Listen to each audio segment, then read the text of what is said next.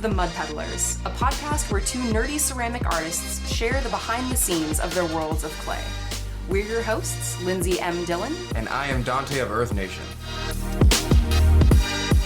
Today on The Mud Peddlers, we have a very special guest who I am excited to introduce. Aaron Navarro, meet The Mud Peddlers.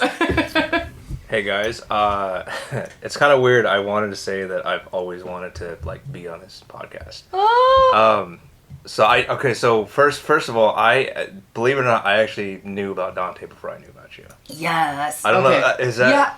Yeah, because I think I was funny. As I was preparing questions last night, I was like, how did we actually meet? Because I couldn't remember if it was through Donte or if we had met separately and then saw Donte. He walked together. up to us. Okay, So He came yeah. up to us. We actually met separately. So Oh, believe it okay. or not, so I knew about Donte before I knew about you. And Okay. this is and I know one of your questions is about how did I get in ceramics? Yeah, so yeah. What's funny is you actually used to work for the person that I learned from. Really? Wait. Yeah. From the Ooh. person? So Yeah. you worked for a potter and you might not have known it. You Well, remember yeah. remember Lisa from my studio? Lisa. Downtown, Lisa. off at- Oh my Yeah, God, yeah. Lisa! Yeah. Yes! Oh my gosh! My God, that is a blast from the past. Yes, Yeah. that was for our listeners. This was a ceramic studio that was in downtown Sacramento, called My Studio. I And it remember that was- place. Yeah, Is yeah. it gone now? Yeah, Oh yeah, it's been gone for a while, but I think I worked there for maybe 3 months or something It's like been that. gone for 7 years now. Something like that. What happened to it? I don't know exactly, but I think it just wasn't making enough money. That's And fair. So they had to close. Yeah.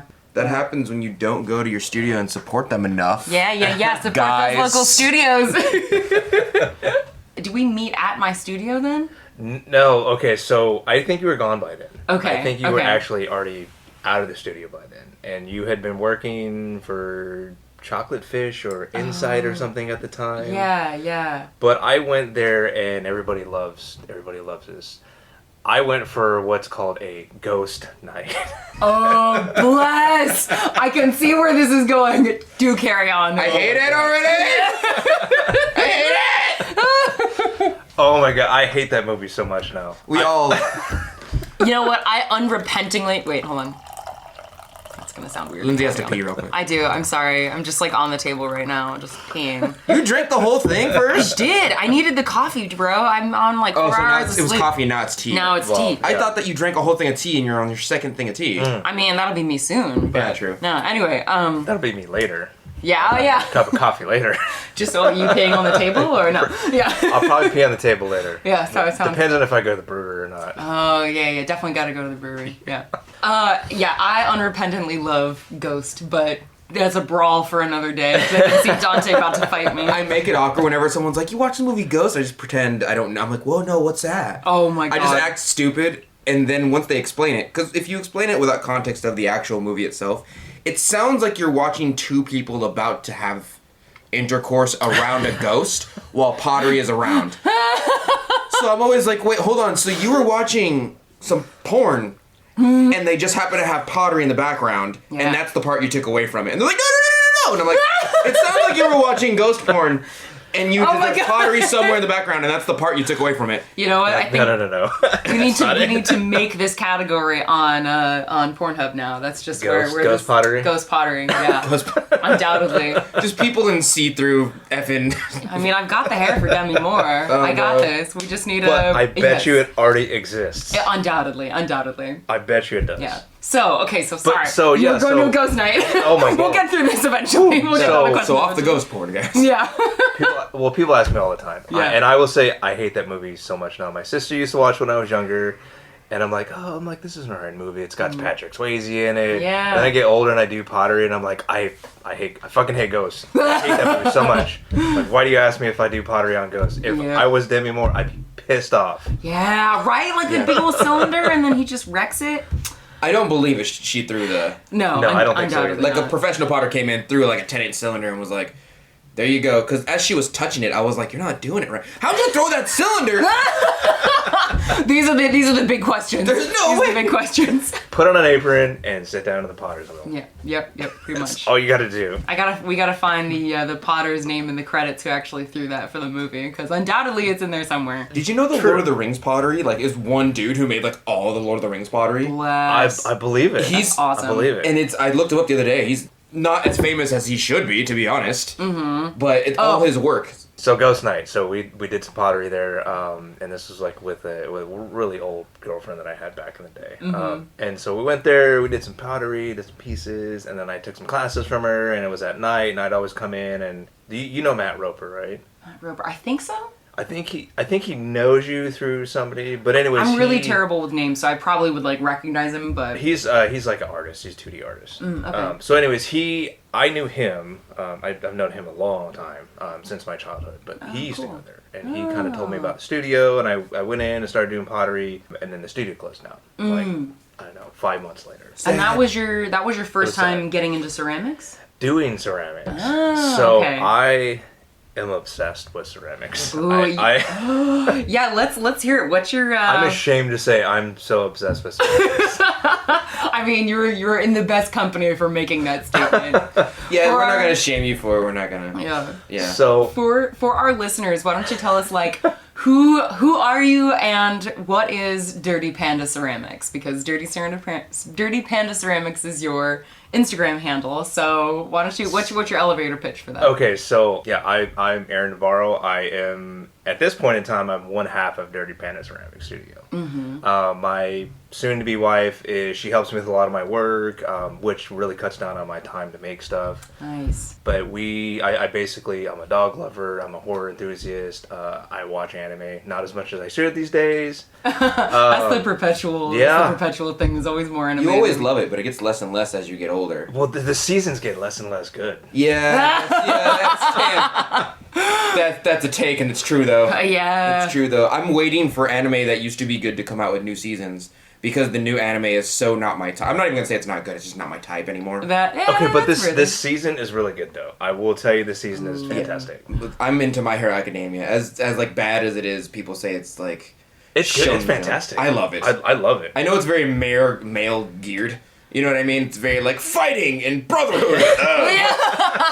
Basically, this guy worships a Superman, but in Japan. I get it. Yeah. But I mean, it's still good though. I like it. I low-key have to turn off my feminist brain half the time when I watch anime. But see, isn't it? But it's all male driven though. All anime is. I mean, unfortunately, when you got all these fighting robots and stuff, they're all women in scantily clad battle armor, and it's they're still badass. But the worst part is the consumerism for me, because it's like I don't agree with it, but I am still watching it. Yeah. You know, people who are like, oh, I hate Amazon.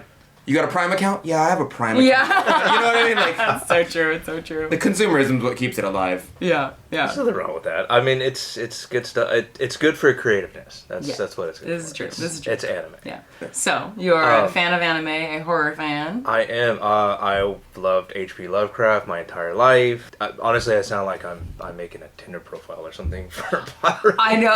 I mean, that's kind of what talking about yourself with ceramics feels like half the time. Is with the artist statements. Is okay, I gotta. Right. You know. Let me dial this back a little bit. Yeah. No, you're good. You're good. So yeah, my studio name. I have wanted a studio. I don't know. I wanted Panda Ceramics or something. But then, since I knew about Donte and his whole Dirty Potters, I was like, oh man, how can I make this a cool ceramic studio about throwing pottery and people know that it's not super clean. So I came out with Dirty Panda. I have a small obsession with pandas. Oh. I was going to ask what the panda thing is about. So I got to meet one in China.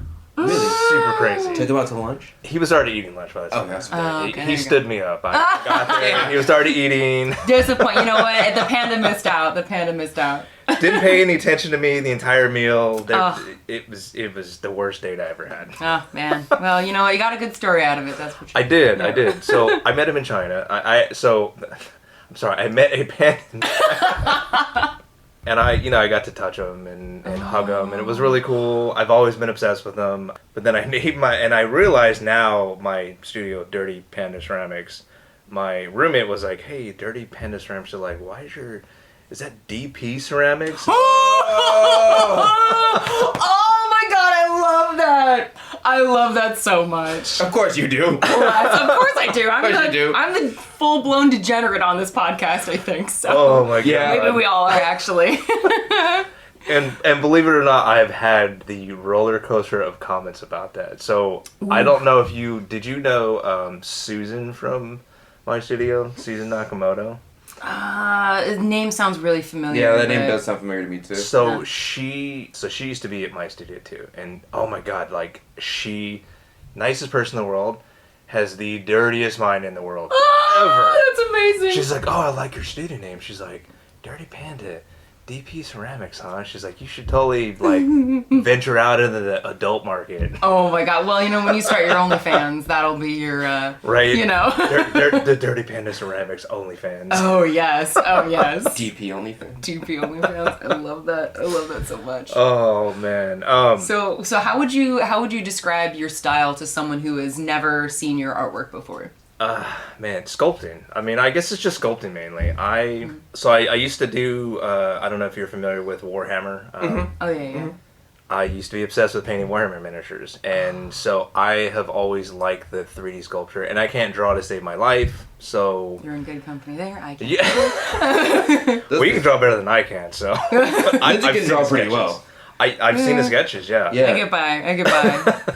So it's mostly 3D stuff. But functional on or 3D sculptural with on your functional work, Yeah, because you yeah. primarily make mugs, as far as I understand, right? Yeah, so I actually, oddest thing, so when I knew about Donte, a lot of his stuff, he started out with the most craziest shit you could ever come up with, which is like yarn bowls and stuff that's like, Yeah. oh, this is an advanced potter technique. If it was functional and it was difficult to do, I wanted to do it. Yeah.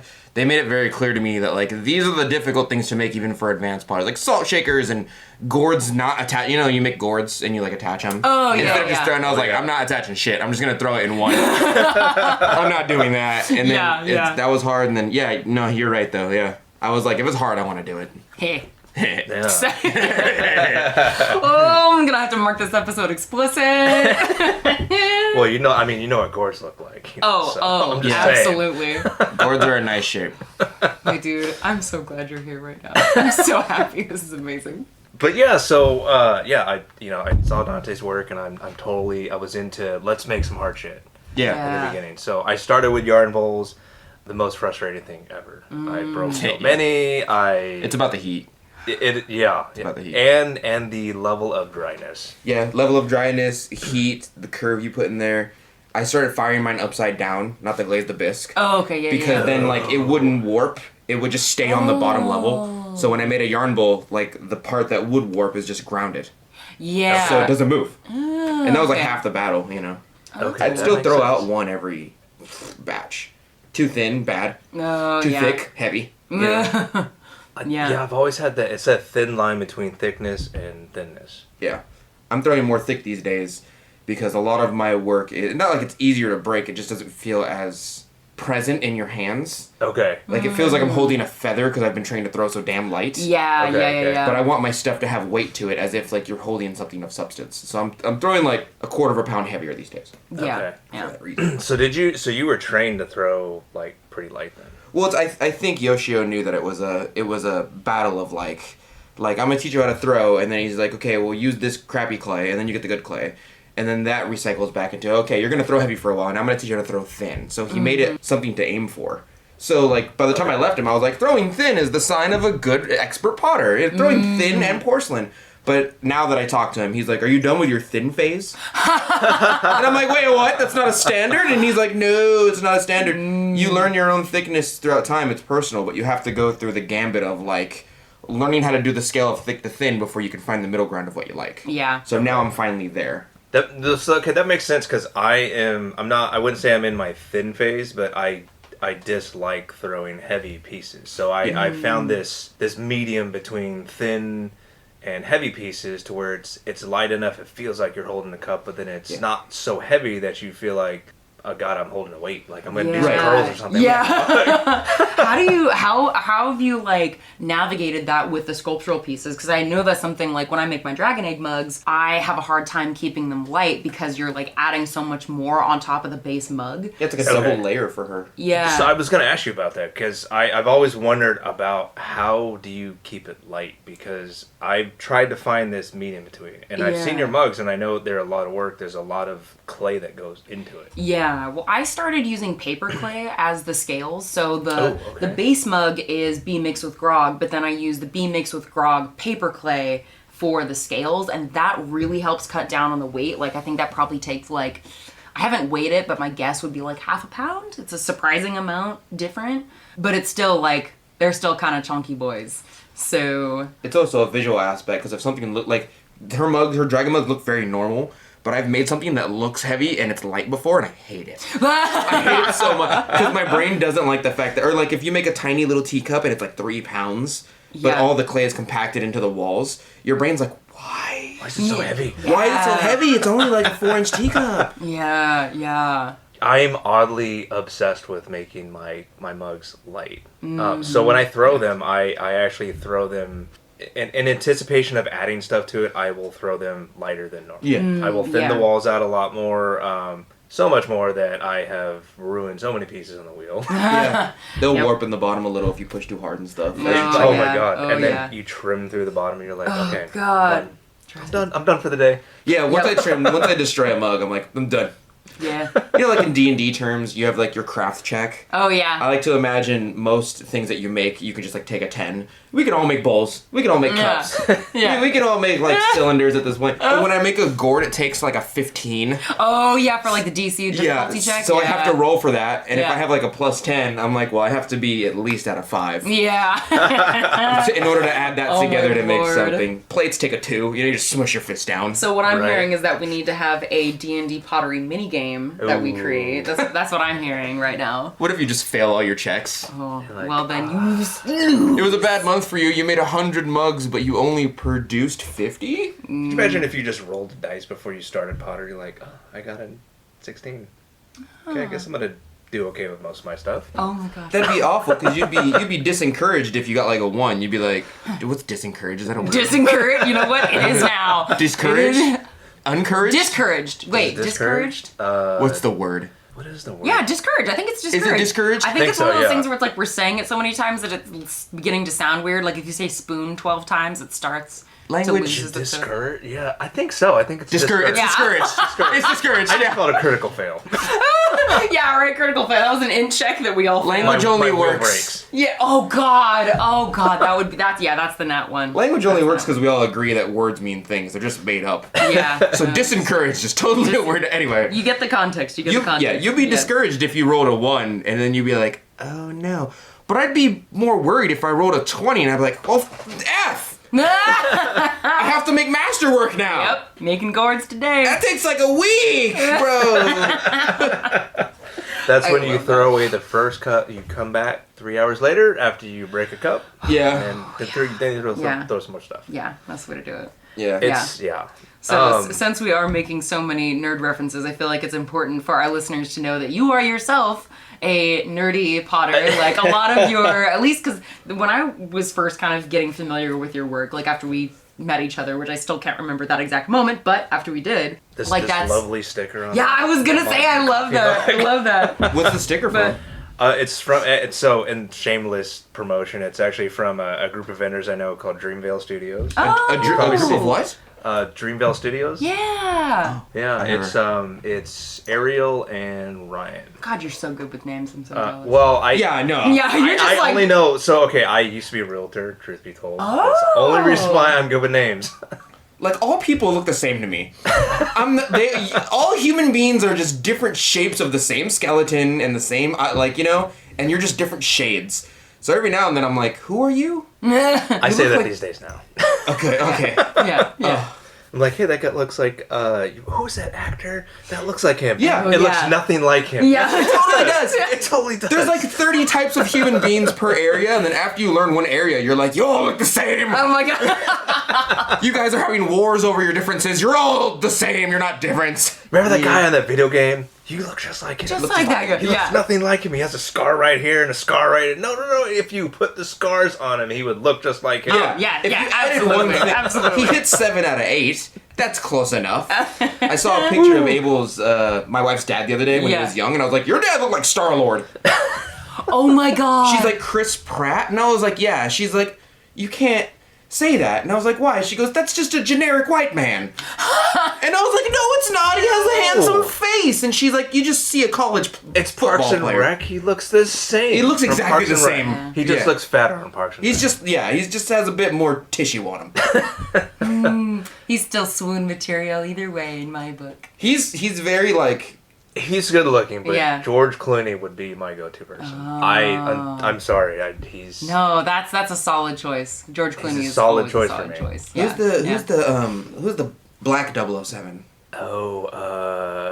That guy. I forget his name. It's not Idris Elba. I think it is Idris Is it Elba. Idris? I think so. The new one, right? The new one. Yeah, Idris Elba. Or he's Yeah, supposed to be the okay. new one, He's rather. gotta be Like, he's the top pick for the new That's one. hella cool. I didn't know Yeah. that. Well, he's Henry like Cavill was trying to be him too. Oh. Yeah. he's like Twitter's most favorite. They wanted a different archetype, and they also want someone to stay as 007 for a while. yeah, for like a Yeah. long time. They were Yeah, like, we yeah. want like a 10-year commitment, Oh, cool. and so my money's on him. Yeah. And Abel told me, and I was like, oh, and I looked at him, I was like, oh yeah, yeah, I ain't gay, but I am blind, boy. Yeah, I see it. Oh my god. I see it. All right, we should probably bring it back to Clay. I'm like, bro, let's go over all of our celebrity crushes, and then we will go to dim sum without having completed this Right? interview. Because listeners should know we are going to dim sum. We're going to dim after sum. this interview. Lindsey messaged me and was like, oh, let's do the interview instead of dim sum, and I was like, well, dim sum starts at 11. Why don't we just? How long has it been since we've gone to dim sum? Hella days. God, like- Pre-pandemic. Yeah, it's been years. Well, Yeah. Lindsey and I convince each other once a month to go. Yeah. But like we're easy to convince. And you guys live downtown. Yeah, we live Yeah. down. Yeah, we live downtown. We have like It's 3 easy. different dim sum places around us. Yeah. I unfortunately am not blessed with that. It's a Carl's Jr.'s and an Arby, and I'm not that rich. That's true. Oh yeah, that's the blue bud. That's the blue bud stuff. Oh my god. All right, well. So, so to answer your question, I usually throw them pretty thin. A lot of my stuff is actually the mouths and stuff like that you see on there are actually hollow. There's nothing inside them. Okay. And so I'll sculpt them together and I'll run a brush through it and let them seal up and because okay. there's a myth that if you make something with air trapped inside that it blows up in the kiln. Yeah, that's not true. Yeah, You it's just have to let the air out, essentially, especially Yeah. if you're throwing, and you're good. It's the Yeah. moisture that will cause the explosions Yeah, within exactly. that because the Yeah. moisture Makes with steam. yeah. So I make these long Raven beat cups, and Yes. I used to be afraid to make that stuff, and now I'm like, you know what? If it breaks, fuck it. Mm-hmm. But I'll just make it hollow because I don't want it to be too heavy. Somebody can't pick it up and drink out of it. Right. But heavy enough that if you wanted to stab your cheating lover, you could. Damn. I love that. Oh my god. Damn, why'd you go straight there? You got something to say? You got some past trauma. Did you Ashley! get it together? Run, Ashley, run. Did you pretty much always have a sense that you wanted to make like creatures and monsters and like nerdy stuff, or did it take a while for you to develop like your own style with ceramics? So I started simple. I made mugs, I made yarn bowls, I made pots, and then I started figuring out that, oh man, like this sucks. Like this is It does, yeah. super simple for me. Like I hate simple ceramics. Like I don't like anything, and then it just looks like you bought it from Walmart. Yes. At that point. Yeah. So I started sculpting on pots for plants, and I have a small succulent garden and an obsession with pots, and so I have all these pots out there with all these faces on it. Oh. I'm into like old school like B horror films like The Blob and Mothman and Lawnmower Man, like Nightmare on Elm Street, like Yeah. stuff that's to this day is like not even that creepy. Yeah, we have CGI now. We've come a long way, but there is something like, I mean, I'm more a fan of, what is it, like occult horror, so like the old slasher films aren't necessarily my jam. Okay. But I appreciate that they're like, they're the building blocks of contemporary horror, so I'm like, Definitely. yeah, I'm for that. It's like we have good kung fu movies now because we have to watch those crappy ones. Like we had to come from somewhere. But see, I like the old kung fu movies though. Oh, Truth be told, I like hate the them. old ones. The Flying Guillotine, House of Seven Swords, Oh like my all that gosh. weird stuff. I still Yeah. think Kung Pao Hidden Fist is the funniest thing I've ever seen. I watched that movie 100. You've never seen that? I don't think I have. You haven't seen that? Dude, I'm gonna send it to you. No. Oh my god. It's just they took this old kung fu movie and they had a production value of like $1,000. Oh my god. So they just got a green screen, some dude who was jacked, and they voiced the entire thing over. Oh my, wait, so they like dubbed it? They essentially dubbed the entire thing. It's Absolutely. hilarious, Lindsay. The part where he nunchucks the cow in the face. Oh, there's a What? cow. All their money my went to like God. this CGI cow, and they made the cow do kung fu. And the main bad guy was named like Master Pain, but he was very confused about his life, and he sounded like this. Oh my god. And he would- Oh god, that's the horrible. whole movie. Like the Mandarin from Flash Gordon. Oh Yeah. god. Yep. And they would be like, Master Pain is here to give a demonstration of his master in martial arts, and he'd be like, call me Betty. Oh And my they're like, God. I guess his name is Betty now. And he would just like kill anyone who didn't call him Master Betty. He would be Wow. like, it's Betty, you son of a bitch. And like he would punch him and kill him. That is absurd and I love that. You gotta Yeah. watch it. Oh my The God. most amazing movie ever. Really. Okay. I'd still watch that over like Ong Bak. There's nothing wrong with Tony Jaa. I do love Tony Jaa, but yeah. Okay, I'm It's just adding. hilarious. I'm definitely gonna be adding that to my movie list. I'll send it to you. Okay, yes, I'll send please it do. to you, and it's like a free movie now. It's like free on YouTube. Oh, at this solid. point. Okay. Yeah. I love Oh, that. it's super. It's a definitely a solid watch. I Okay. will give you that. Okay. But I love Army of Darkness and Evil Dead. Oh, Those are my yes. all-time favorite movies. Okay. Okay. Oh God, yeah, those are good. I think I've only seen those as like the midnight movies at like the Crest Theater from like back in the day. yeah. I love that. I love that. I used to watch those nonstop, and they're still super funny to me to this day. Yeah. Because it's Bruce Campbell. I mean, he's a comedian at heart, and he was the master of thieves in Hercules and Xena. Oh my my God. God. So yeah, that's where I get my inspiration from though too. So like I'm a huge D&D nerd. Geez, like Greek mythology, H.P. Lovecraft. Yeah, and you know the thing about like H.P. Lovecraft is like his stuff is so weird that whenever you like look at it, they're like, oh yeah, like it looked like whatever, right? 'Cause Yeah. they don't have any shape or essence in H.P. Lovecraft's world. Right. So people Yeah, just 'cause- draw it differently. Yeah, because Cthulhu's the only one. I mean, I haven't read a lot of Lovecraft, but like I've heard enough like about it from the various Yeah. like podcasts and stuff. But yeah, my understanding is that Cthulhu's the only creature that he actually includes some description of. But for the most part, it's like he's the inventor of like cosmic horror, from what I understand. Yeah, but there's essentially, like yeah. but they're just eldritch beings that we get to have so much. They're so Yeah. indescribable that you can't like. Oh man, if you haven't seen The Color Space yet, fantastic movie. No, It's what's got it called? Nicolas Cage in it. What? Okay, anything with Nick Nicolas Cage, I'm here for He that. makes the greatest B films ever. Oh my Like, god. want to watch a B-rated movie? I'm like, no, Nicolas Cage. Oh. Yeah. Nicolas We're gonna Cage. find treasure? Yeah. Nicolas Cage. yes, we are. I would. Oh my god. Did you see the new one? No, The Hard Life of Being Nicolas Cage. Or Oh whatever it yeah, was. No. the impossible weight of being me, or something like that. Yeah. I want to see that. Yeah. But he's been in these weird. So Face Off used to be my all-time favorite movies. Yeah, Face Off. Yeah. Can you imagine it? Oh my god, that would be so. Or what absurd. is it? Oh my god, that people always make that quote. Oh, I could eat a peach for hours. Oh my god. That came from Face Off. Oh my god, clearly I need to rewatch this because I haven't seen that in ages. Is old Nicolas Cage quote. Oh my god. Face Off. Plus, So that's yeah, fantastic. Color Space, great movie. Okay. He's always super corny in his movies. It's weird, awesome. but he makes for good B movies, B horror flicks. Yeah. He made that one about trying to kill his children. Like Oh my God. all the parents, like they were infected with some virus that made them want to kill their children. Oh my god. It was pretty weird. So how did you start selling your Eldritch and B movie and mythology inspired creations? I actually started selling my simple stuff first. It was mostly craft fairs, markets, and I realized like I was slinging mugs like $10 a piece, Oh, $15 a piece. Yeah. Oh, and how many years ago was this? Like, how long have you been doing ceramics?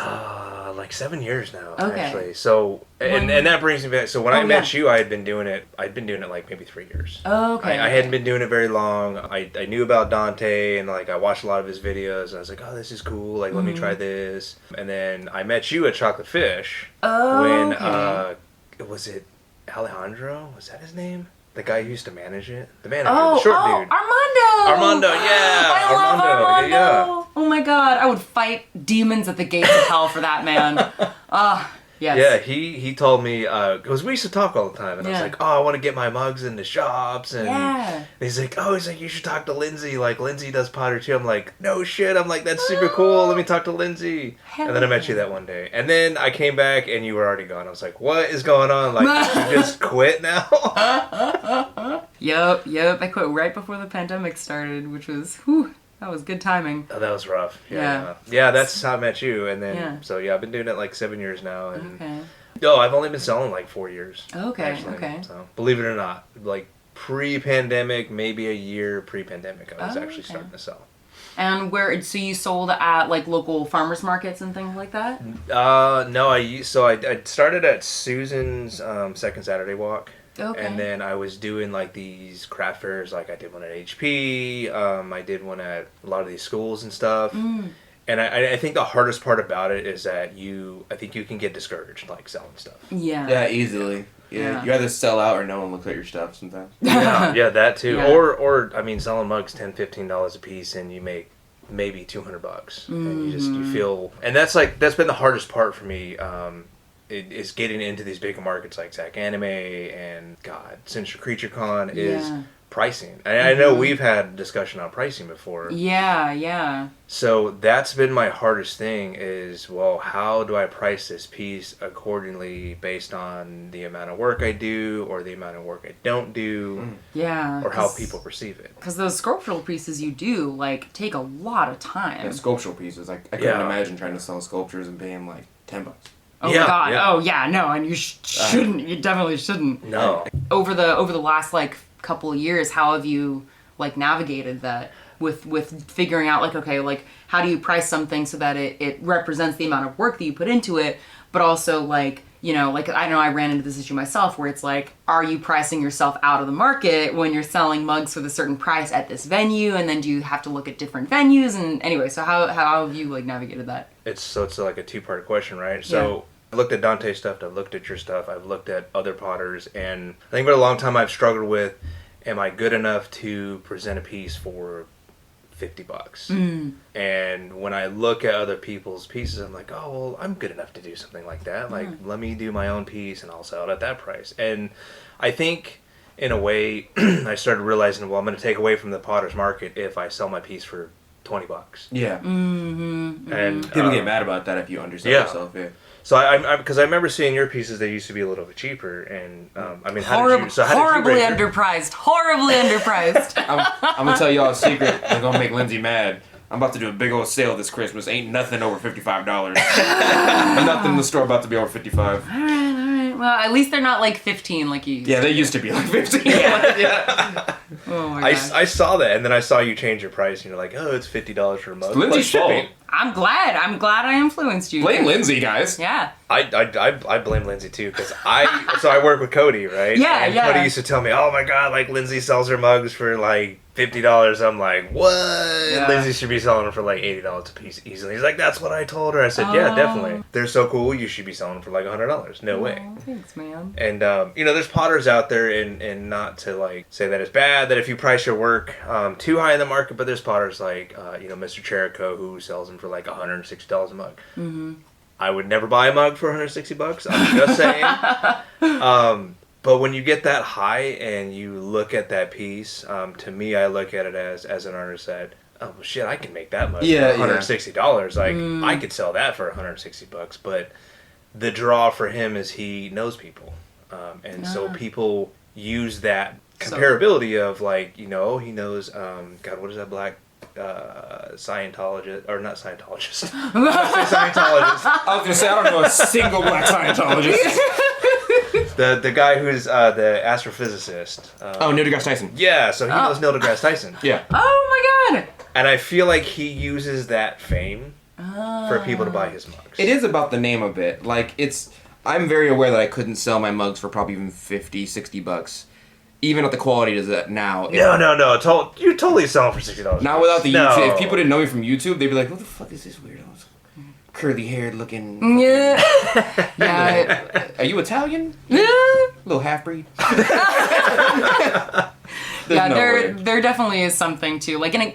It's not a lot, but like $10 more. Priced out of the market. You need to go higher. Yeah, I think you go higher. Gotta go higher. I'm telling you. After this Christmas sale, because I want people to be able to get their gifts. You know. Yeah. It's like there's some Twitch streamers I really respect who will take the sub button away because the sub button makes money for them. Mm-hmm. But during the holidays, they'll take it away, and people are like, "Why'd you take the sub button when I was trying to sub to you?" And like, dude, it's Christmas. Save your money. Buy gifts for the people you love. Like, that's my mentality. Is like, I'm lowering my prices so you can get the stuff for the people you love in your life, or even for yourself. And then after that, maybe we'll put a couple dollars on it. I think you should raise your prices, though. I will second that. And the reason I say this is because I used to have your mentality, too. And I used to think that, oh, man, like, I just want somebody to get something. And then I started pricing my sculptural pieces at $80 a piece. Yeah. Because I was like, well, this takes way too much time to make. I've broken so many making them. And that's still relatively cheap considering... It's cheap. Yeah. Considering it's sculpture. Yeah. Oh, yeah. So the Folsom Renaissance, there's a guy named Dan Hemming, and he does monster stuff, too.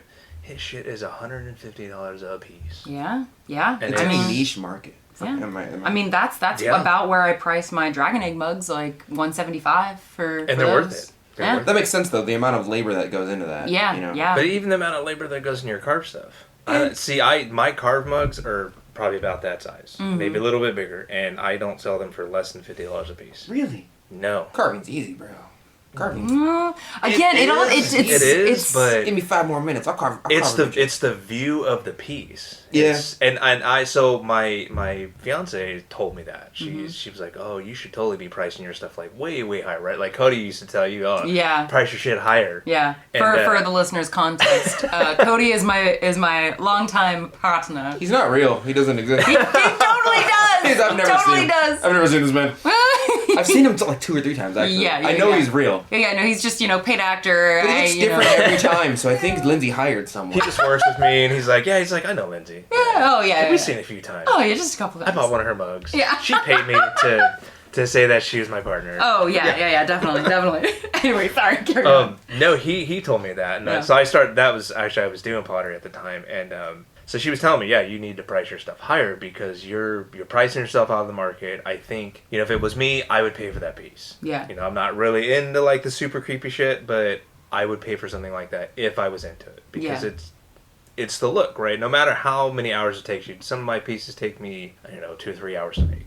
Right, but I've been so used to making them that I can just throw some shit on there, sculpt it, even it out, paint it. It's the painting that takes a long time, but making the piece sometimes doesn't take me that much time. Right, but because you're able, the perception, yeah, and also like the skill that it took you to get to the point where it doesn't take you that long to make is valued. That's the biggest reason for me. Yeah, and I was gonna say your glazes are so my wife actually my soon-to-be wife likes your glazes. I try so hard. She's like they're super nice, and she's like I don't know why he sells his mugs for that cheap. Most of my glazes are handmade, and ever since I started paying more attention to Matt Katz, who's like a glaze chemistry teacher. Okay. I've started to like get really. I'm so close to taking one of his classes. Oh. $400, right? Well, I think he has a $400 one. I mean, it's worth it though. I mean, I think he has a $400 one, and I think he has like a $700 one, but I think the $700 one is in person with all the stuff set up for you. Oh, okay. So you're there. I think, and I hope this is the case because it's the one I'm gonna buy. I think the $400 one is like he gives you a packet of a bunch of videos and CDs, so you can watch it yourself at your own pace. No, there's an online course of it. There's an online portion too. So you go online, and then there's this whole Instagram thing too, and it's that guy Joe Thompson took it, and he said that the $400 class is worth it because they have this. You go through this class, then you have to submit stuff to them. You have to send pieces to them, and they test them. And he said it's well worth the $400. I think I'm gonna take it. Maybe I can get a discount for the 3 potters. I remember tagging him in something one time, and he gave me a 10% discount for everybody. What? And I was like, maybe I can get that back for myself. Hint, discount. So, yeah, you're right. Matt Katz. So yeah, I would. So that's actually how I got into making glazes too. Was I remember? So we met at Empty Bowls? Empty Bowls, yeah. I still have the pictures, I was like, I'm like, shit, it's Donte. I gotta take a picture with him. Because I saw Lindsey, and I was like, I'm like, Lindsey, I'm like, you know Donte. I'm like, I don't even know the guy. I know his YouTube. Yeah. can I get a picture with them? I get that sometimes, and it's so weird to me. I went into a pottery shop yesterday, and there were 3 people just like staring at me. And my brain's like, trying to fight? What do you want? Trying to run these hands? I'm trying to pass some fucking glaze, man. Donte, you're low-key famous. You just gotta... Only in pottery shops am I like C-lister famous. I mean, that would low-key be me though. Like if I didn't know you and I saw it, I'd be like, oh my god, it's Donte. One person got me really bad. I was at Alpha one time trying to pick out some clay, and this lady came up to me and she was like, hey, do you, like, I'm trying to do this, this, and this. Of course, my potter brain broke it down for her. I was like, what do you sculpt? Do you do this? What do you do? At what cone? At what? And she was like, yeah. And so I helped her pick out some clay. She got some, like, not Cassius. She got some Black Mountain clay. Obsidian clay. She got some obsidian clay. Yeah. And after she picked it up, she's like, thanks, Donte, and walked away. And I was like, yeah, wait. I just got baited hella hard. Yeah, you did. But then she was like, oh, he knows. He's from YouTube. And then... Yeah. Oh, my God. Yeah. I love that. Oh, that's so great. We had that on on Reddit. So I'm on Reddit now. And one lady gave me the moderator thing for the pottery forum. I'm like, I don't know if I really want this. Yeah. But yeah, I met somebody who knows you guys too, who listens to your podcast. It's Jenny Webb. Yes! And oh my god! And Donte I play video games with Jenny. Oh my god, that's awesome. I'm telling you, the number one way to become my friend is to just play Destiny. Yeah. It's a weird avenue for pottery, but like I think Destiny needs to sponsor you. If you play Destiny, I'll give you a free pack. Don't they have like DLCs? It's free. It's a free game at this point. But they have like, you can get like the outfit pack for whatever, right? They should give you this. They should give you some outfit. Well, what pack. they do They should give you a pottery outfit pack, like an apron and shit. I'm one of those dudes who like, looks at the pottery in the game, and I'm like, this is real nice. And my teammate Frost and Jay are like, you're the only person who would ever stop in a gunfight to be like, ooh, nice pot. Hashtag pottery. I'm like, it has gold luster on it, and he's like, yeah, it's a gold ship. I'm like, yeah. It's a pot. It looks nice. The whole pot is gold and it has an outline of black. And my brain's like, it can't be made of gold, right? It has to be luster if it's real pottery. Otherwise, it's like metal cast or some shit like that. And I was trying to explain to Frost, like, the amount of money gold luster would take to make this large of a pot. Oh my god. It was like 4 feet tall. It's like half your guardian size. Here's a secret. Gold leaf. Yeah, that's true. Gold leaf. Yeah. Gold leaf's That would be, cheaper. oh my god. That amount of gold luster would be like hundreds and hundreds of dollars. It's a lot for one pot, and the ship was full of them. Oh yeah. Oh my god. Do you find yourself doing that when you watch like movies and stuff? You're like, yeah, that's a nice pot. I so do that. I'll pause the like whatever I'm watching and like get up to the TV with my phone and like take a picture of it. Oh my. To like, because sometimes I'm like, man, like I could make this like a pot and like I could sell this at like what was it? Castlevania had some really nice ceramics, particularly in the vampire's castle, and I'm like, ooh, like low key. Yeah. But then there's like the question of would anybody recognize it? Like, how do you market it? You know. So they would, right? So I watched Soul Eater again, right? Mm-hmm. I was like, it's Soul Eater, and then I looked in there and I was like, shit, that's a nice teacup. I bet I could make that. Yeah. I was like, and they only showed it in one scene. And I was like, let's make that. I low key really want to make that. So I made them and I was painting them and I posted on my Instagram. Somebody's like, I'm super interested to see what the Soul Eater cups look like. I was like, oh my god, somebody recognized it. That's actually pretty amazing. If it only showed up for one scene, that's like... Yeah, they were drinking tea or something. Yeah, he was talking to, I think he was talking to Soul or something, and he like was drinking tea, and he's like, you want some tea? And like this teacup popped up, and it was just super cool with the skull logo on it, and then this weird like ridged cup. Yeah. Oh, cool. So it was super cool. So functional ceramic work is so ingrained in like Eastern culture that it's just in their shit, and they don't mention it. Like at this point, I want an anime. They have an anime. They do, but it's bad. It's so bad. It is. It's little girls and stuff making pottery. I don't even mind. They have to make a mug too. Yeah. Is And that what it's called? It's called Let's Make a Mug 2, but not the number 2. That's TOO. Yeah. And I enjoy it. I liked the anime, but like, I find it so weird that especially Japanese culture has ceramic artwork ingrained into their culture to the part where it's part of daily life. But simultaneously, they have a really banger anime about ice skating, and one about golf, and one about badminton, and basketball, and bowling. Yeah. And you know what I mean? Like, those are like on the sidelines of the cultural stance, and they're like something that really matters. They have a whole history about it. They're just like, nah, we're not gonna make that shit. Oh my god. You I know, want shokugeki, but pottery is what I want. Yes! That's what I want. Oh my god, a pottery battle, Me too. an epic pottery I battle. would love too. that with the royal families. I know they Oh still my exist God. in Japan. They're like making glazes and shit. What do I want to add? Let's add some Yeah. bat wings to this shit. And Bat wings for what? The calcium? Oh my god. that's a commoner's glaze, but what you don't know is I have, and he pulls out like a horse bone, Yeah. some really rare whiting, and he grinds it up in front of you, throws it in, and the other guy's like, "Nani? Like what? Oh no!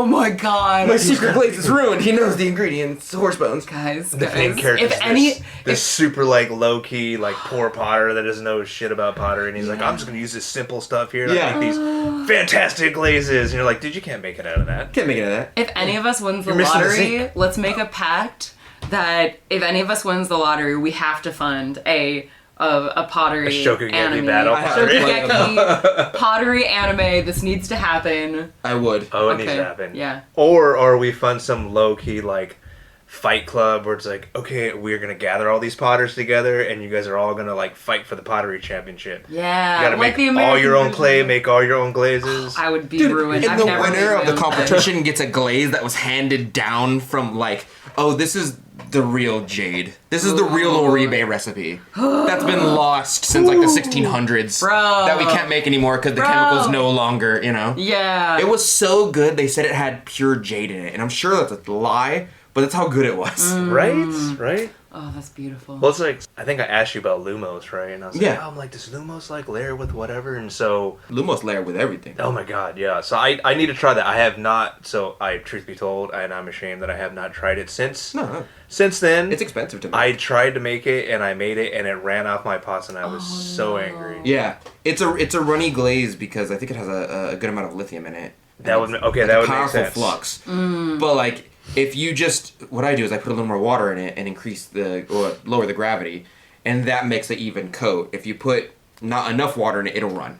Okay. But you can layer it with almost any dark glaze, and it makes magic. Ooh, I would Black, have to try blue, red. It literally, like even store-bought glazes, it makes. You can layer it with anything. Over, under, doesn't matter. It's versatile. that. Will it make oil spots? Yeah, definitely. Okay. It makes oil spots if you mix it with most black glazes, like licorice, any Ron Roy dark glaze. It makes it. Okay. What about the oil spot base? I don't. The oil spot base that I got from Glazy, not my recipe. It does, but it makes it Okay. really, really separate. So it's like a lot of white and a little black in the middle. Okay. Oh. Yeah. I need to try that because I haven't tried it yet, but maybe it'll work this time because I spray glazes now, so I don't do any dipping, I don't do any pouring really? anymore. Put it over. If you want to learn how it runs, put it over stuff, Okay. and then you'll be like, oh, okay, it runs. But if Is it you like a use it Jen's as, Juicy Fruit, mm, or is it worse? no, it's lighter than that because Okay. you can put a little more water in it and decrease the gravity or increase the gravity. I don't know. I feel like I'm just putting water in it and mix it up really well. Get the number closer to 1 than it is to 2, so it's decreased the gravity technically. Yeah. Okay. But you're adding more weight to it, so it's always mixture for me. But yeah, if you just add a little more water to it, it doesn't run as much. And just don't leave it. Like if you dip it, don't 1, 2, 3, dip the whole thing, 2 seconds, take it out. Okay. It will run if you overlayer it for sure, but if you know how to treat it right, it doesn't. So that's why I spray my glazes now because I have ruined so many shelves. Yeah. Oh man. So many shelves. Did you purchase the spray booth or did you like build one yourself? Or how do you do it? I'm really cheap. fair. Walmart cardboard boxes. Yes. Oh, yeah, okay. And a table. Solid. And the best investment is a Shimpo banding wheel. Oh my god. Oh yes, the Shimpo banding wheels are amazing. They last forever. They're expensive, but they don't make Yeah. any sound. They last So forever. nice. They're so smooth. Yeah. For anyone who's listening to this, that blue little turntable thing that I have in my videos, if you've ever seen one of those, those are prime for money. Yeah. Don't put your finger underneath the. Don't put your finger. Yeah, don't put your finger. It Don't put your hurts finger so underneath much. any banding wheel, right? But that one especially. Yeah. Hurts so much. So, all right. Well, since we have a pretty good sense of where you get your inspiration from, have you ever had a time where your creative juices have run dry, and where how do you keep up your inspiration? It's hard to answer that. So I do and I don't. There's periods of I've listened to both of your guys' like YouTubes and podcasts and watch your Instagrams and stuff, and I'm the same way as any artist, right? You get to a point where I wouldn't say it's depressed. It's just you don't really want to do anything pottery-wise. Yeah. Yeah, I'm tired of making mugs. So I recharge. I take that time to recharge. I just don't do anything. Yeah. I don't watch a lot of TV as it is, but I'll watch TV. I'll play some video games. I'll read some books, play some D&D, something, and then I'll get back into it. Yeah. When I get like this moment of inspiration or something, or I think of like, oh, this would be super cool. How do I put this together? Or in anime terms, how do I ship this with this? Yeah. Yes. Yeah. Yes. Okay. Well, that's kind of nice too, because you also again for like I know this, but our listeners don't. But you also work full time for the state. With Cody. With Cody, yeah. So you don't have to. Like you have a little bit of that more like leeway, so that when you do hit that brick wall of like, oh my god, I'm like, I don't want to work on ceramics, you're able to have a little bit more leeway to recharge that creative I hate battery. my job. I'm just gonna throw it out there. I hate my job. Would you ever consider going Like, I work for the feds and I hate the feds. Feds suck. The state. The state. Yeah. All together. Yeah. Don't get me wrong, I love IT. Yeah. It's what I do. It's what I've been doing for 30 plus years. I'm an artist at heart. I went to school for art. I never got a degree in art, and I've just always loved ceramics. So much so that I went to Japan, went to a place called Ochanomizu, and I actually brought some ceramics back with me in my backpack. God, wow. And this was before I got into ceramics, but. Yeah, I mean, the goal is to get out of the job, but the problem is my thinking is, well, I work for the state. The state has great benefits. Yeah. And more so the medical aspect of it. So I would never leave the state until I get my medical benefits, and because I'm getting married soon. Yeah. Beneficial for both of us. Everybody knows how expensive it is to live here. Yeah. Yep. We're the capital, essentially. Oh my God, yeah, we are. Whenever Yeah. what was that movie, Hunger Games? When you see the different districts, Oh, yeah. and you're like, man, some of those districts are real poor. We're the capital. Sacramento. We're the it's capital. Really weird to think about it, but how expensive it is to live here. Like, we have something called the Fab 40s. Yeah. Yep. Street. Yep. Those are like mansions. Yeah. And they're we not live like in great. districts. Not to except we of course also have really like under-invested in communities in Sacramento too. So The next even- block is poor people, and the block over is just like millionaires. Yeah, it's It's really, very strange. I don't even know how they're the Fab 40s. Those houses don't even look that great. Half They of them don't. look like ramshackle, put together houses, and They're just putting- old and worked on, and they're more than like 2 to 3 stories. They can Yeah. fit like a family of 7 in one of them. Yeah. Oh, okay. I've never been inside one of them, so. Oh, I haven't been inside. Well, I think I've been inside one, but I have a friend who Yeah. lives in one of them, and they're like Arnold Schwarzenegger used to live on that street. Yes, that's how he did, yeah. that's how expensive it is. yeah. Super expensive. So, well, anyway, what was the question again? I Sorry, I derailed. Sorry. So basically, just I was curious if you would ever do ceramics full time, but it kind of sounds like you like the stability that the state offers makes it so that like Worth it for now. So I telework, right? So Yeah. truth be told, I telework. I mean, and I don't know if Cody teleworks, but he probably does. Yeah. So we telework. So we get a lot of downtime. I guess I would say I get in between my lunches, my breaks, in between when I don't actually have work. Yeah. I do some little sculpting, or I throw some pieces the night before, and then I sculpt them while I got time during lunch. Nice. Ultimately, sure, I'd like to leave my job, but I don't think I could because of the medical benefits. But now that does lead into the second part. Well, my soon-to-be wife, I'd like her to actually step down and work half-time. At a job, because if I can get my ceramics to a point where I'm making more than half of what she makes at work, then here, work half time, go to this convention, Yeah. Right, I can even actually out. be there. Yeah, Yeah. Makes sense. What does she do with the business? Like what? she's the artist. Really? Wait. So what do you mean? What do you mean? You've been talking this whole time how you sculpt. You're the artist as well, So of course. I'm a sculptor, right?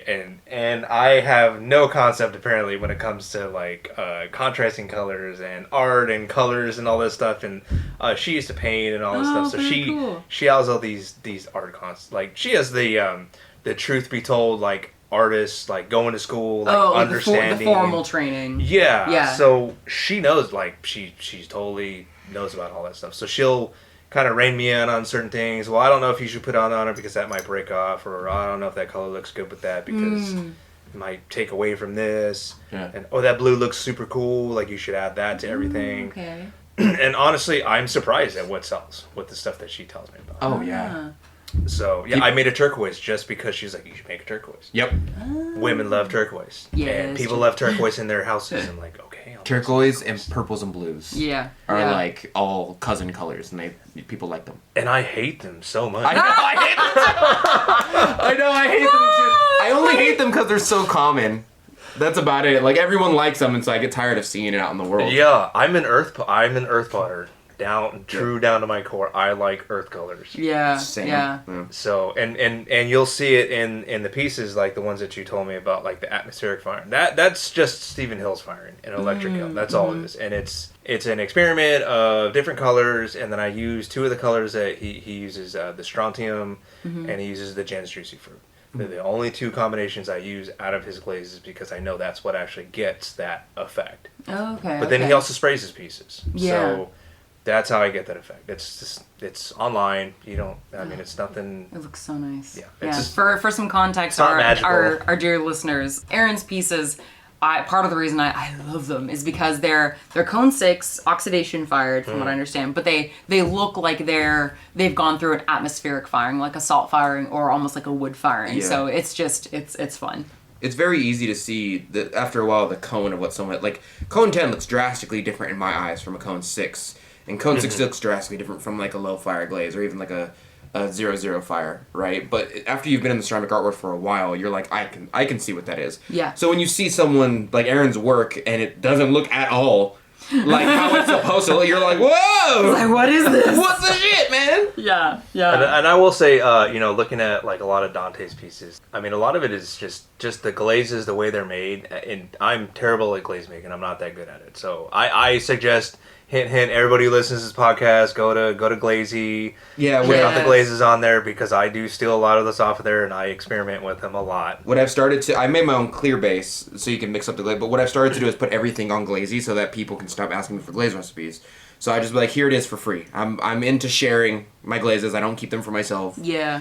One day I might have one that's like so God sent that I might not share it, but for now, for the last X amount of years, I'm willing to share my glazes. Shit, I've been wondering since when you were going to put them up there.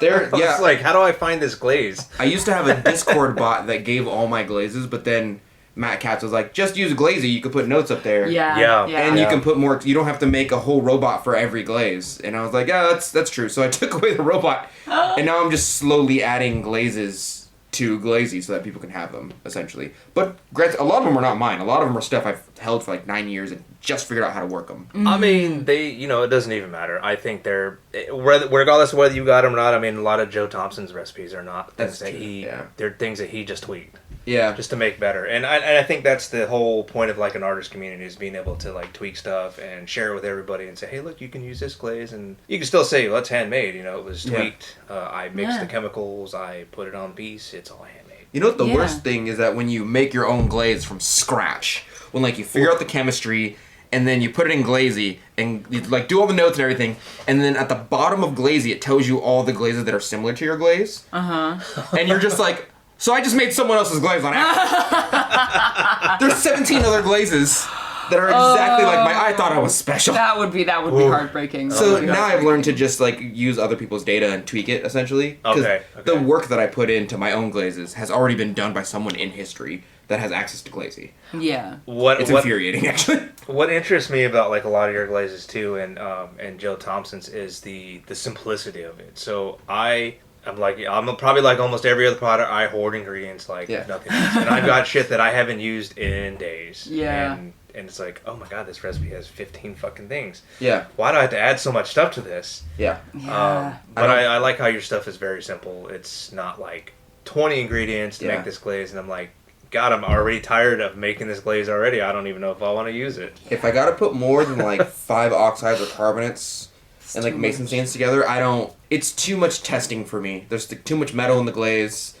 You know, if the limit for copper is like, and I'm making this number up because I don't have the digital fire in front of me. If the limit for copper for leaching is like 1%, and I add copper and then cobalt and then iron and then manganese dioxide and then some mason sand, I don't want to do the safety test for it, and I don't want to do it. Yeah. I just want to add a couple ingredients, do the safety test, figure out it's safe, and be done with it. Okay, so how do you? Okay, that I had a question about that. How do you do safety testing? Because I've heard there's it's a double-edged sword, right? So the lemon test is always what people say, but Vinegar too works. yeah. So I've always heard that there is like there really is only one safety test, and it's to send it in and to have them test to leach it and all that stuff, because they say that a lot of times.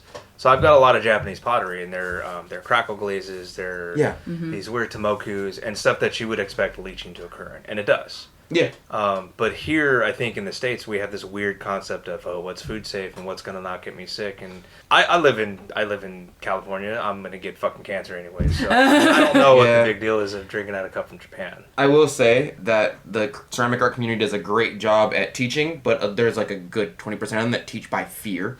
Mm-hmm. So just in that light, I had to learn like what's actually really dangerous and what's not. Granted, I still make it food safe, but there's a couple different axioms. There's like pitting and there's shivering, making sure the thermal expansion matches up with your glaze and your clay body to make sure it doesn't craze, and that way the germs don't get in the cracks and cohabitate food, food germs and mold and whatnot. And then there's leaching, and then there's making sure that there's not too much metal in it so it doesn't leach and the metal doesn't come off. And there's myths about putting it in the dishwasher, and the dishwasher makes it a different color, which isn't true. What do you think my dishwasher is made out of? Like acid? It's just soap. What's wrong with it? And then there's so many so many myths. And the podcast For Flux's Sake actually has a really good episode talking about food safety, and they are like, that's one of I think it's Matt Katz, and I forget the other artist. Rose Katz. Yeah. And then there's the other moderator, but they are like trained in chemistry, so they can like frankly answer that better than we can, because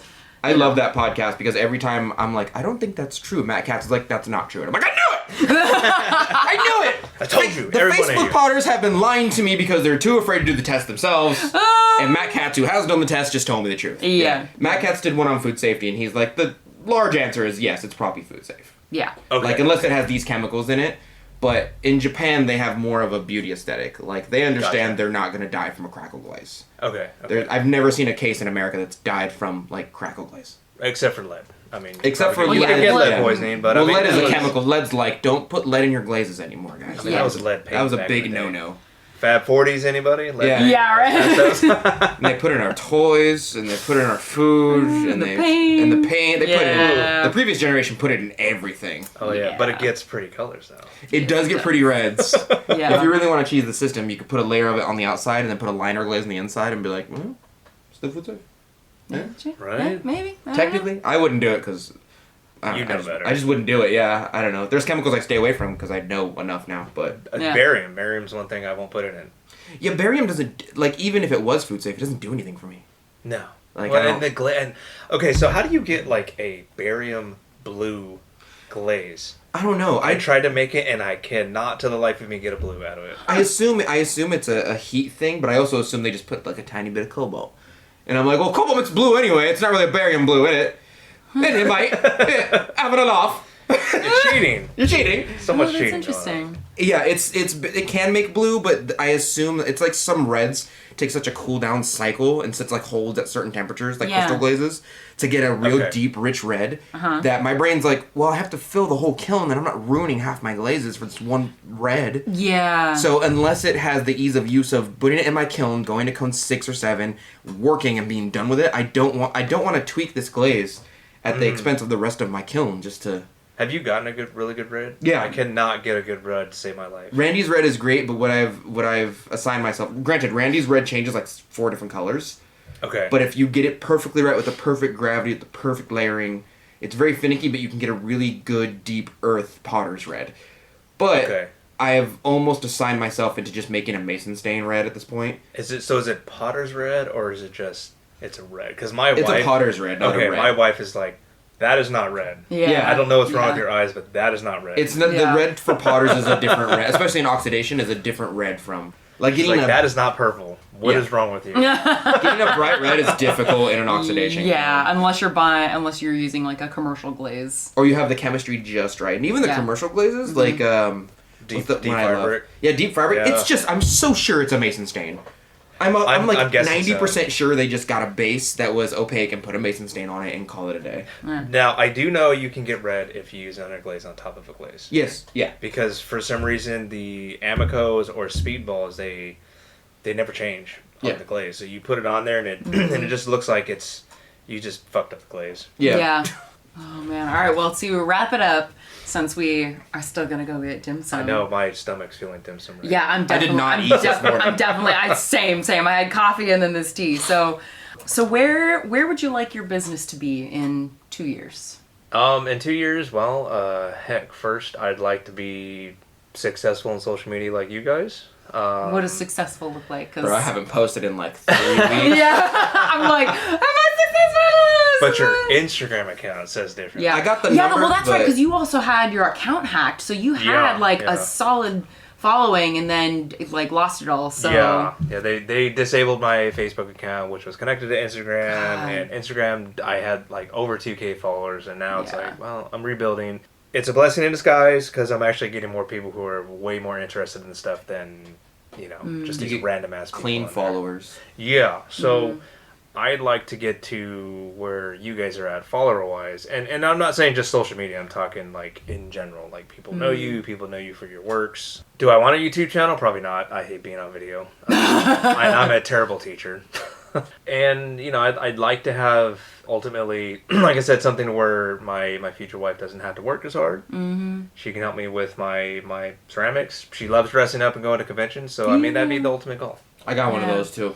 Do you? I have a partner that likes to like be very social. Very- Right, you're Yeah. the antisocial one. right? I'm an 'Cause the antisocial antisocial one. extrovert, and she's very like, she's an introvert, but she's like, I want to go to a party, but I don't want to plan the party, and I don't want to invite the people, but I want all our Yes. friends to be there. Yes. And I want to dress up and look nice around our friends and have conversations about things we like. But I don't want to do any of the footwork to plan that shit. No. I mean, that's stressful. That's stressful shit. It is. It is. So I gotta. So when God. are you gonna go to conventions? I haven't seen you at a convention since Empty Bowls. The last one I would Lindsey love and to I see went you to there. was in Sika.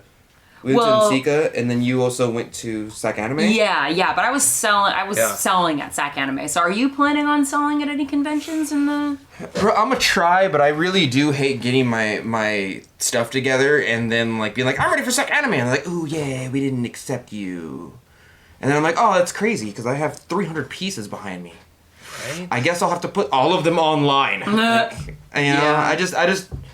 I just don't like, if I'm making that many pieces, I need someone to say you're accepted, and then I need to be given the amount of time, like 3 months, to make that body Right. of work. Yeah. Do you think your Patreon and like just the amount of people that buy from your shop, do you think that's probably enough for you, or would you be able to find the time to make pieces for a convention? I think if I was on Etsy, it'd be enough, but I'm That's like, terrible. I'm not a fan of Etsy, but at the same time, Etsy is kind of like Google in that everyone uses it as a craft search engine. Right. So Yeah. unless unless you know about my website and you go directly to it to buy directly from me, like with Etsy, you can just be buying whatever. But with me personally, you have to know about me to go to me to buy from me. Right. Yeah. And that's clearly Yeah. a much shorter, smaller circle than people who just search on the internet. But I feel like if you were at a convention, people would know you. Yeah. Maybe, I don't know. Oh yeah. I think people would, because when I first started at Sac Anime, people were like, oh, you got cool stuff, like, oh man, like you're the only potter here today, and I was like, Yeah. oh yeah, I was like, is Lindsey not here this time? Yeah. They're like, no, she's not here. I'm like, shit, that sucks. I know we gotta get our nerdy pottery crew. Can you Yeah. got like all three of us at a con? Yeah. I'd so be down for that. So I'm gonna do Folsom next year, Folsom Ren Fair. You should come out for Folsom. You should bring some stuff to Folsom. I'll try, because my wife loves Ren Fairs. And I come could out probably to get her Ren on Fair. board. And I will tell you, like, so that's half the battle, right? Is finding the convention you should go to. Yeah. yeah. Folsom, you should come out to, because alone we made over 3K at Folsom. Nice. And that was just for the weekend. So I'll try it out, but I'm going to have to Yeah. dress up. That actually reminds me of dude, a question. I bought a hat. I bought a $125 hat just for the Ren Fair. Nice. That actually reminds me of something I wanted to ask you about earlier. Is like, how do you, like, since you don't do ceramics full time, how do you keep up enough inventory to go to? Because you basically went to the Folsom Renaissance Fair and Sac Anime back to back. Yeah. How did you And like? Sinister Creature comes.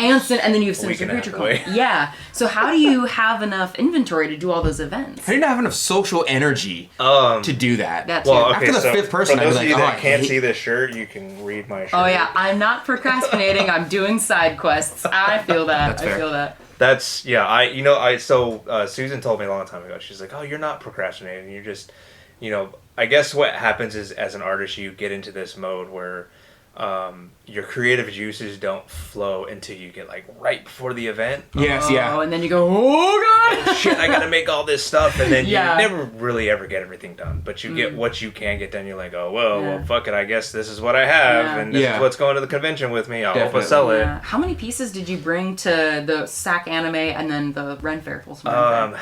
God, SAC Anime. I think we had probably, if I had to term it in terms of like money, we probably had about $6,000 or $7,000 worth of stuff. Hell yeah. We sold, like, I was afraid I was going to sell almost everything. Wow. And we did. We sold about 3/4 of our stuff at SAC Anime. So, like, numbers-wise, is it like around 200, 300, Probably, 100? it's probably a couple hundred pieces. Okay, At least. yeah. At least 2, 3, maybe 400 pieces. Some of it was left over from old events.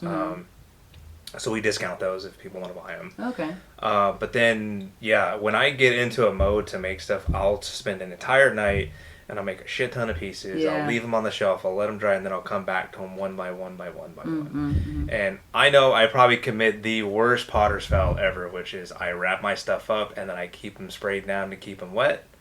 If I can't get to them, Well, you know. That seems like a that's very what we I all- think that's like what we all do. I did that shit this morning. What are you talking about? Yeah, I've got like stuff wrapped up like behind me here. It's the yeah. quality of plastic that matters. That's Okay. about it. Yeah. Like even in Dollar Tree trash bags. Yeah. Yeah, the trash bags work fine. You spray it, just make sure the corners are tucked, the air holes are covered, and sometimes if they're hard enough, if they're like leather, whatever, I'll put a trash bag over, and then I'll put a towel over to weight the thing down, knowing that it won't mess up the rims because it's dry enough. Right. That's a good idea. Okay. And I did that this morning, and I'm gonna go trim afterwards. Yeah. I'm gonna give me some trim. Oh my god. There's dumplings. There's dim sum. Oh yeah, that's true. All right. Well, where for our dear listeners, where can they find you? If people want to see your work. You can find me on Instagram, Patreon in about a week. I'll Hell have it up. yeah. I just had to rework the tiers a little bit. Truth be told, stock your guys' Oh, Patreons to see what you guys are pricing. I totally stopped so many people's Patrons when I was making my own that you're good. You're good. So I don't make custom pieces, but on Patreon, I'm gonna be making custom pieces. Very Yeah. cool. But it will be an extremely high tier, and you will only get the ability to request a custom piece. Yes. Because I do not have the time to make custom pieces. For So, sure. For Same. After a certain amount of money, I'm like, you skip the line as far as like commissions Right. from me, if you are a high enough tier. Sure. Yeah. How do you get the? Speaking of, how do you get the time to make stuff for conventions? Oh my god. And how do you update your shop? Dude, I have it. I do it like 4 times a year, and if you miss the boat, you miss the boat. And Yeah. I'm tired of people messaging me, be like, oh, I couldn't buy anything. I'm like, oh, you should have gone on. I was telling you, better get on. Yeah, for me, it takes me a few, like, I usually end up, again, like, within the last month before an event is usually when I'm able to push out the most stuff. I had about 200 pieces that I brought to SAC Anime, and probably half or maybe a little more were just cylinder pieces that were Okay. single dip glaze, because I was able to make those faster that month before. But I'm still working on how to make enough inventory to fit the demand that I have, which is a very good problem to have, but I'm definitely like, my business is very much limited because it is just me making everything, and each piece kind of takes a decent amount of time, even if they're the more simple designs. And I do this full time, but I also am not always great with scheduling my time, so That's me. sometimes I've just had bad time management, to be honest. But yeah. Well, we're gonna bring Dante to the next round. Yeah. We'll kidnap him. I'm gonna get a 10 by 20 booth. Yeah. I'm You gonna. guys can bring your stuff out, and we'll Yeah. set. I'll up try, shop. but if I get socially weird, don't. You know. That's you should hear how we talk at the Ren Fair. Oh, good. Oh, it'll We're be great. extremely socially weird. I think people get weirded out by us. Well, come to the next Renaissance Fair. You'll see. You'll see us. Folsom? You'll see us. Yeah. Oh, it's fun. Yeah. It's fun. For now, though. And if you drink, you can. There's beer. There's mead. That's fair. I'll drink some root beer. Dim sum. Okay, dim sum. Lindsey's getting hungry. Dim sum. Dip up. And that's it for today. Thank you for listening to The Mud Peddlers with Lindsey M Dillon. And Dante of Earth Nation. Want to say hi and see what Dante and I are working on in our studios? Check out the show notes for links to our websites and social media below. You can find me at lindseymdillon.com. That's LINDSEY, M as in monster, DILLON.com. and on Etsy, Instagram, and Facebook at Lindsey M Dillon. And you can find me at Earth Nation Ceramics. It's spelled exactly how you think it's spelled, but you can also find me on my Facebook fan page and Instagram at the same name at Earth Nation Ceramics. If you enjoyed hanging out with us today, or you have a question or topic you'd like us to discuss, take a second to rate and review the Mud Peddlers in Apple Podcasts. It helps our podcast reach new listeners, and we really appreciate the feedback. Thanks again, and we'll catch you next time.